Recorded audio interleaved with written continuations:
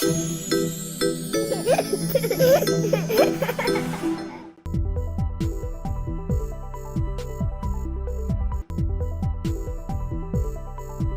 all, myself Dr. Rukesh, consultant pediatrician at Paramita Hospital, Madinaguda branch. So ఈరోజు మనము పిల్లల్లో చాలా కామన్గా వచ్చేది, ప్రతి పిల్లలు ఎఫెక్ట్ అయ్యేది దాని గురించి, అదే జ్వరం, దాని గురించి డిస్కస్ చేద్దాం. సో పిల్లల్లో నార్మల్ టెంపరేచర్ ఏమిటి? సో పిల్లల్లో నార్మల్ టెంపరేచర్ వచ్చేసి 98.6 డిగ్రీ ఫారెన్హీట్, కొంచెం ఎక్కువ తక్కువైనా సో ఇన్ అండ్ అరౌండ్ అది నార్మల్. సో ఫీవర్ ఎప్పుడు అంటాం? ఎప్పుడైతే మన టెంపరేచర్ థర్మోమీటర్ రీడింగ్లో బాడీ టెంపరేచర్ 100 క్రాస్ అవుతుందో, 100 డిగ్రీస్ ఫారెన్హీట్ టెంపరేచర్ క్రాస్ అయినప్పుడు దాన్ని మనం ఫీవర్ లాగా లేబుల్ చేస్తాం. సో ఈ ఫీవర్ వచ్చినప్పుడు పిల్లల్లో ఎలాంటి జాగ్రత్తలు తీసుకోవాలి? ఒకటి, ఎప్పుడైతే మనకు టెంపరేచర్ రీడింగ్ 100 కంటే ఎక్కువ ఉంటుందో అప్పుడు పారాసిటమాల్ సిరప్ ఏదైతే ఫీవర్ తగ్గడానికి వాడతామో సో ఆ సిరప్ అనేది కరెక్ట్ డోస్లో వేయాలి. దాంతోపాటు స్పాంజింగ్ అంటే గోరువెచ్చని వాటర్లో క్లాత్ వేసి బాడీని వైప్ చేయొచ్చు. అలా ఒక 15-20 మినిట్స్ చేస్తే ఫీవర్ అనేది తొందరగా కంట్రోల్ అవుతుంది. అండ్ దీంతో పాటు ఫీవర్ వచ్చినప్పుడు చైల్డ్ ఎప్పుడైనా గుడ్ హైడ్రేషన్ ఉండాలి, అంటే లిక్విడ్స్ ఎక్కువగా ఇవ్వాల్సి వస్తుంది. అండ్ దీంతో పాటు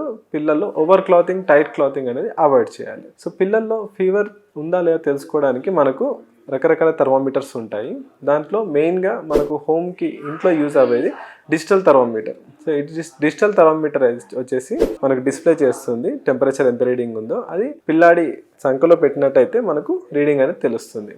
అలా కాకుండా ఇన్ఫ్రారెడ్ థర్మోమీటర్ అనేది ఉంటుంది, అది కాంటాక్ట్లెస్ థర్మోమీటర్. సో ఈ థర్మోమీటర్ వల్ల మనకు బేబీ కాంటాక్ట్లెస్లో ఇన్స్టెంట్గా వస్తుంది, కానీ దీంట్లో రీడింగ్ అంతా కరెక్ట్గా ఉండకపోవచ్చు. ఎప్పుడైతే మనకి ఇన్ఫ్రారెడ్ థర్మోమీటర్లో రీడింగ్ కొంచెం ఎక్కువ కానీ తక్కువ కానీ చూపిస్తే మనం డిజిటల్ థర్మోమీటర్ తోటి కన్ఫర్మ్ చేసుకోవడం బెటర్. ఫీవర్ వచ్చినప్పుడు పిల్లల్లో ఎలాంటి ఫుడ్ ఇవ్వాలి? సో పిల్లల్లో మనము లిక్విడ్స్ లేదా ఎలక్ట్రాల్ వాటర్, పిల్లాడు ఫుడ్ ఇంటేక్ సరిగ్గా లేదు అంటే ఎలక్ట్రాల్ వాటర్ కానీ కోకోనట్ వాటర్ కానీ ఇవ్వాలి. ఎందుకంటే గుడ్ హైడ్రేషన్ ఉంటే ఫీవర్ తొందరగా కంట్రోల్ అవడానికి హెల్ప్ అవుతుంది. అలా కాకుండా ఆయిల్ ఫుడ్, మసాలా ఫుడ్ అనేది అవాయిడ్ చేయాలి.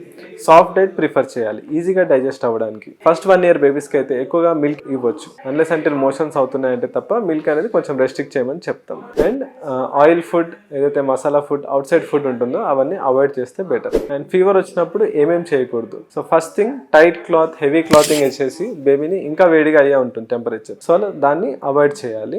లూజ్ క్లాతింగ్ వేస్తే బెటర్గా ఉంటుంది. అండ్ వాటర్ రెస్ట్రిక్షన్ లాంటిది చేయకూడదు. ఎంత ఎక్కువ లిక్విడ్స్ ఇస్తే అంత తొందరగా ఫీవర్ కంట్రోల్ అయ్యే అవకాశం ఉంటుంది. Thank you.